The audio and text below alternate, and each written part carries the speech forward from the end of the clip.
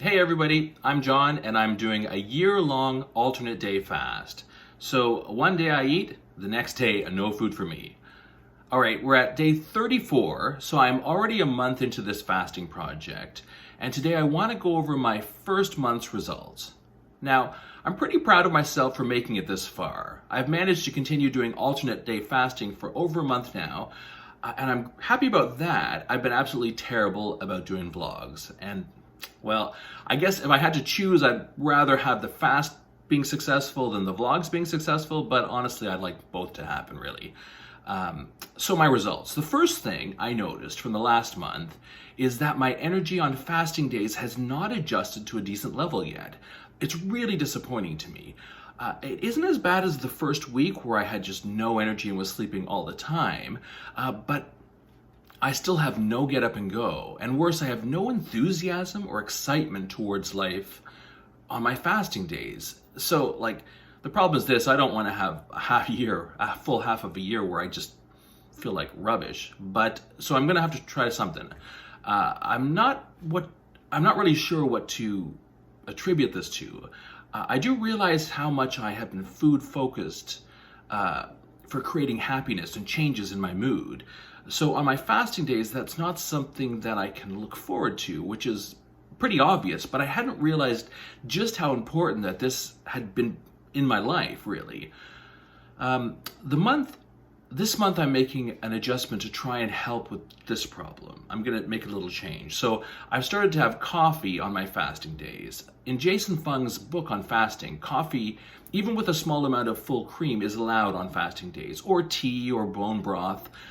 But while it was always an option, I didn't do that during the first month. I didn't want the distraction. I didn't want the habits of eating to continue on the fasting days. I kind of wanted to start the fast as pure as possible.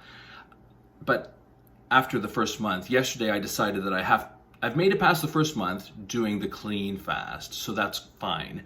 But now I'm willing to give up perfection if it's going to give me a little bit of energy on my fasting days. So coffee. Coffee is my new savior.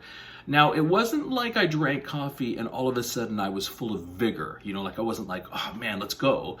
Actually, after I drank the coffee, I thought that there was no difference initially. But, and this is really a big but, throughout the evening, I slowly started to do things. Usually I would just be not doing anything, maybe reading or watching a video. And now all of a sudden, I'm cleaning my house, I'm organizing things a bit, moving things around in my spare room where I've been thinking about creating a video recording studio. That's kind of coming along now. And that's on a real fasting day. So I feel pretty good about that. It feels nice to get some stuff done. When I started the fast, I weighed myself and took pictures and some body measurements just so I'd have some sort of tangible results to see, And I'm really glad I did. When I look at the pictures that I just took from the beginning to the ones I just took yesterday, I actually don't see much of a difference. I have a lot of weight to lose, so although I lost 15 pounds for the full month, I went from 282 to 267, which is solid. It's not miraculous, but it's pretty good. But what makes it seem a little less great to me is that I lost 11 pounds in the first week. So during the first 8 to 9 days, 11 pounds off, which seemed great. But then my weight plateaued, and then I wasn't losing weight for a good week and a half.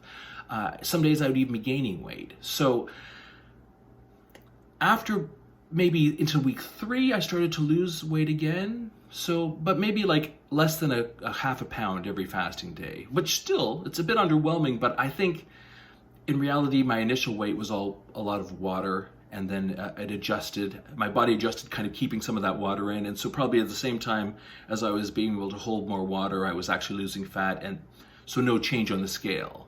What can you do? My measurements, though, are starting to show a bit of a better story. So, I've been able to tighten my belt twice through this month, which is kind of nice. I even had to put a new hole in the belt, which is always nice to see. I lost about 3 inches on my stomach, which really, this is where I'm desperately trying to get rid of weight, Actually, it's a bit disappointing that it's only 3 inches. I was hoping it'd be more, especially because I've lost 2 inches of of measurement on each of my arms, so nearly as much as on my stomach, which I don't know about that. Seems pretty crazy to me.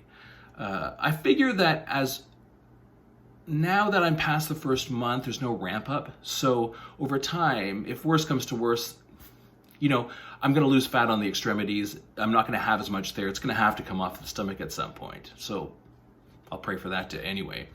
I guess that's really it. I just wanted to recap. So that's month one, number one done.